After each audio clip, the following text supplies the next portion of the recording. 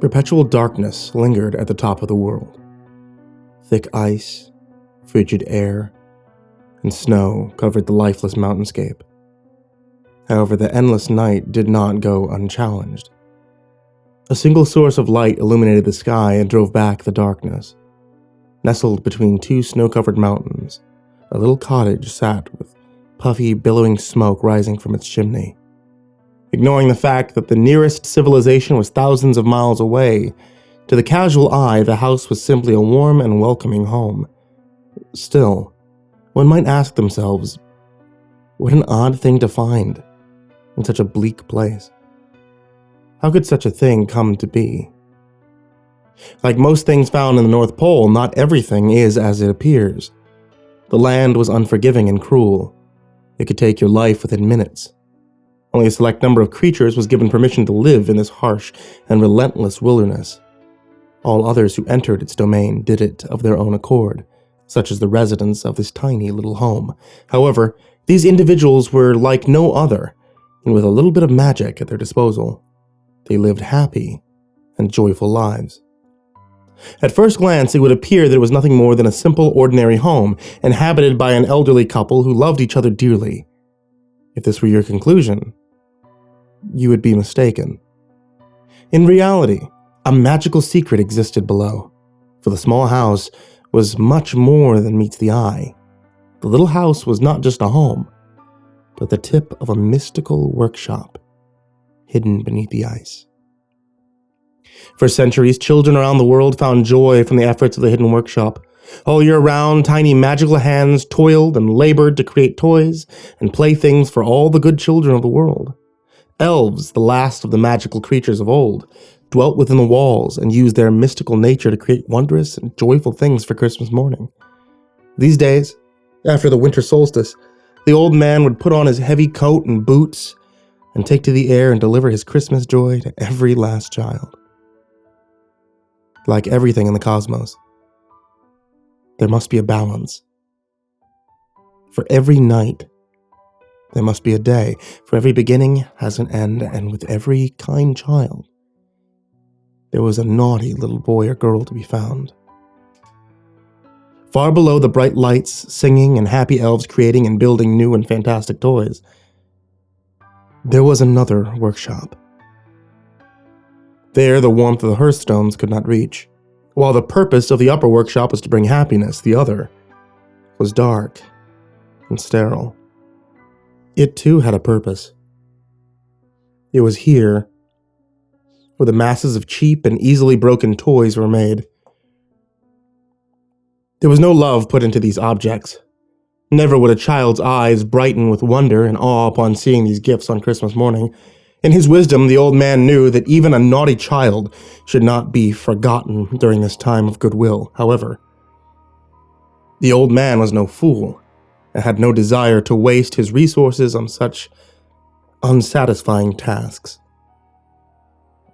This responsibility was handed to the banished and exiled elves that inhabited the deepest bowels below the workshop, those with selfish hearts and greedy desires, stripped of their immortality. They wasted away in the dark with only the trinkets and flimsy materials to pass the time. Irgra Eta sat on the poorly lit corner of a tattered workbench. His focus was entirely devoted to the old and worn pieces of brass in his hands. The clangs of his hammer hitting metal rang out and echoed through the dark halls and passageways. He pounded the brass sheet relentlessly until the metal slowly began to surrender its shape and bend to Irga's design. Suddenly, the hammer flew out of the mad elf's grasp. He examined his limp hand, trying to will it back into his control. Fury filled his heart as he watched the necrotic flesh slough off his bony hand.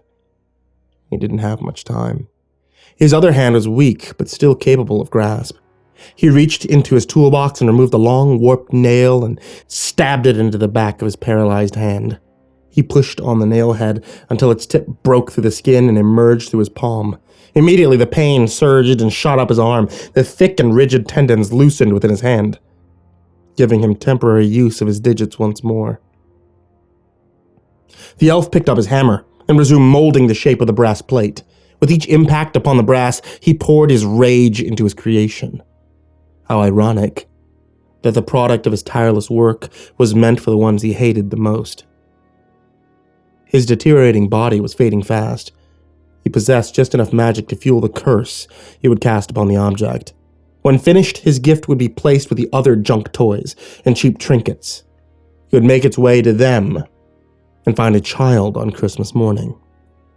The curse will take hold and slowly begin tearing apart their lives. He'll channel their essence back to him and reignite his immortality. The object would pass from one child then to another, century after century. He had just enough magic left to evoke his curse. Yrgra had once lived and worked above. Like any other elf before him, he loved nothing more than to create beautiful and wondrous toys and gizmos. However, in his heart, he wished that he could keep some of his creations for himself. One day, his eyes fell upon a beautiful music box that his friend Lahala had created. The music box was extraordinary, meant as a gift to a king's firstborn. It was magnificent. Crafted from oak wood, it bore an elaborate gold design on each of its sides. When opened, a figurine of 3 children danced hand in hand to a beautiful lullaby around a magnificent Christmas tree. Yrgra had never desired anything more in his entire life. It filled his heart with jealousy. He became resentful that this precious and rare treasure would go to an undeserving human infant. The little girl didn't deserve it. It should go to him, he thought. So under cover of darkness, Yrgra slipped into the work area and took the music box.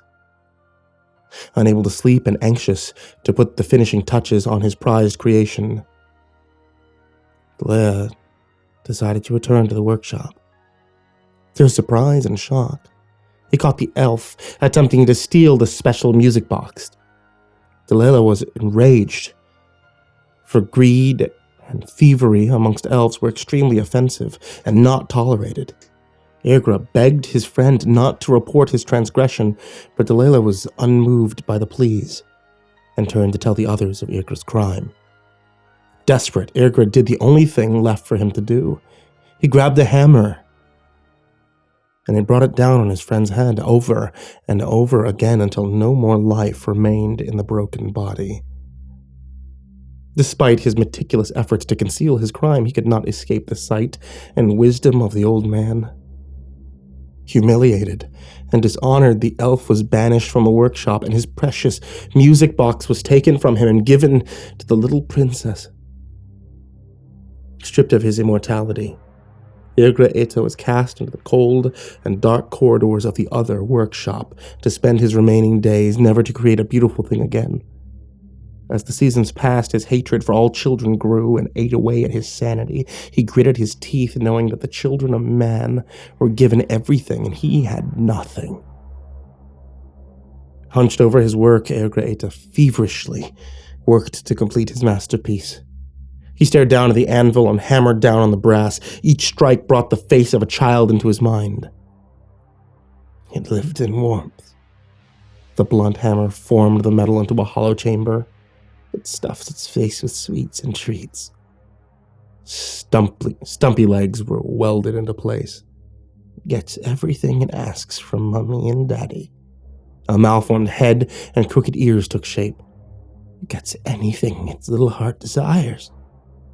The brass surface was scrummed of debris and grime. It gets everything it wants. Small turquoise stones were affixed to the brass body. I hate it.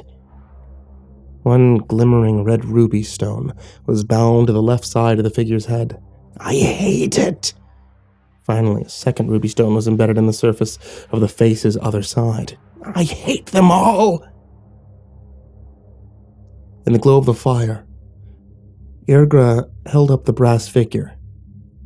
It was a disturbing representation of a rabbit. Its body was a lattice of crisscrossed brass strips, bejeweled, with a pale blue turquoise stone at each intersection. Its head was malformed and gave the impression of a dead thing instead of a pleasant rabbit full of life. He placed the atrocious thing upon an open silver locket that contained a mirror on each side of the hinged inner sides. With the rabbit figure facing one of the mirrors, he carefully opened a vial that held a clear fluid. It was lymph. The lymph from an elf. The source of magic that flowed through their bodies like that of blood from a second set of unique arteries found within its own circulatory system and pumped by a very special second heart. Only a few tiny drops fell out of the vial. It splashed onto the figurine and mirrored locket, illuminating them with a golden glow. Ergra closed his eyes and spoke the words of wormwood in his elven tongue. The clear liquid turned black and it stained the surface of both the rabbit, statuette, and silver locket. The glow turned a deep purple, then slowly faded. Pleased with the outcome, he gently placed a cloth over the object without making eye contact to obscure it from sight, and ever so carefully placed it in a small box decorated with holiday cheer. Finished with his work, Ergra turned to leave, pushing past the corpses of several elves hanging upside down from the support beams of the other workshop. Their lifeless bodies drained completely of every last drop of mystical lymph from slit throats. Ergra's calculation had been correct. He had just enough magic to fuel the curse placed on the object. The mad elf smiled and began to laugh. For the first time in a very long time, Ergra Ata's heart filled with anticipation at the approach of Christmas morning. The little girl sat in a large pile of torn wrapping paper from many gifts she found under the Christmas tree. On the morning of December 22nd, Gabby awoke earlier than everyone else. She went downstairs and glared at the many presents that continuously tempted her. It was as if they teased and mocked her every time she took a look at that colorful and beautiful wrapping paper. She would receive such a terrible scolding from her parents, but she couldn't wait any longer. At first, it would only be the one gift that she opened, and it became two, then another and another. Before she knew it, all her presents had been opened. Despite getting everything she asked for, the desire for more still was not satisfied. When Gabby stood, a small gift next to the base of the Christmas tree caught her eye. She could have sworn it was not there before. The wrapping paper was worn and yellowed with age. Written in big words was a tag that said, "To Gabriella." It was like no other. She surely would have seen it before now.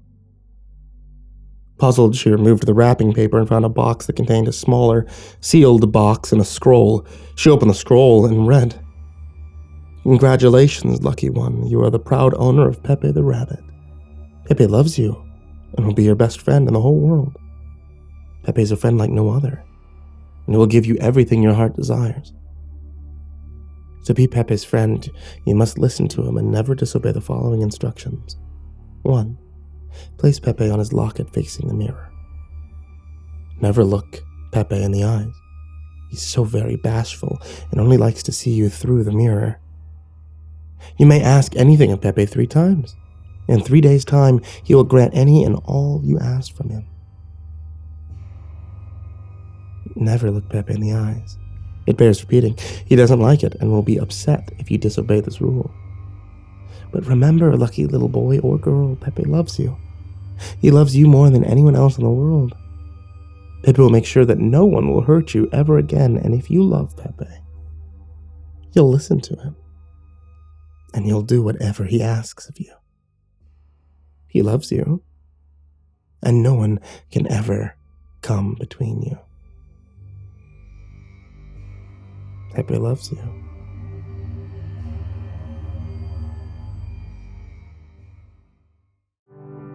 Hey there kids, and happy holidays. It's me, MrCreepyPasta, and I just wanted to tell you guys thank you for watching tonight's video. If you enjoy watching videos here on YouTube, then you should check out the MrCreepyPasta Storytime podcast, which is available on Spotify and on iTunes and on Google Play and everywhere like that.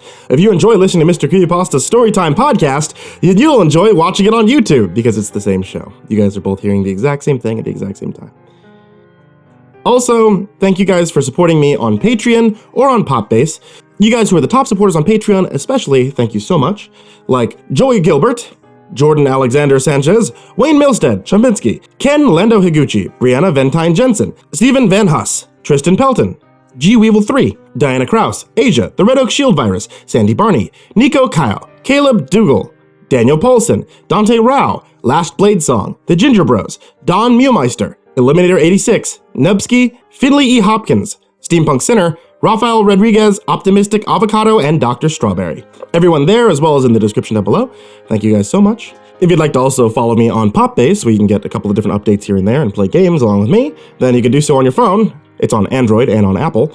And if you guys are looking for something like a hot beverage, such as, say, a tea for the cold winter months, then my wife is still selling teas over at etsy.com/shop/ivorymonocle tea, including a MrCreepyPasta tee that has me on it, dabbing. Don't actually, if you do order that tea, request that sticker, because we made it, but she didn't want me to put it on the tea because she said it wasn't professional. I think it's whatever. Check back throughout the entirety of the holiday season for more horror stories every single day. Forever. Sweet dreams, kids.